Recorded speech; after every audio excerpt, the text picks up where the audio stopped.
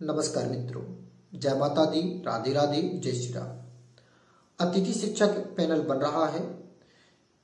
लंबे समय से 2018 से प्रचलन में है, किंतु अभी जो जीएफएमएस पोर्टल पर पैनल बनने के बाद उसमें उसका वेरीफाई और टेट क्वालिफाई की अंक चढ़ रही है। तो उसमें SS2, SS3, SS1 आता है। तो इसमें SS3 का अर्थ क्या होता है, आज हम इस वीडियो में इस टॉपिक पर बात करने वाली हैं।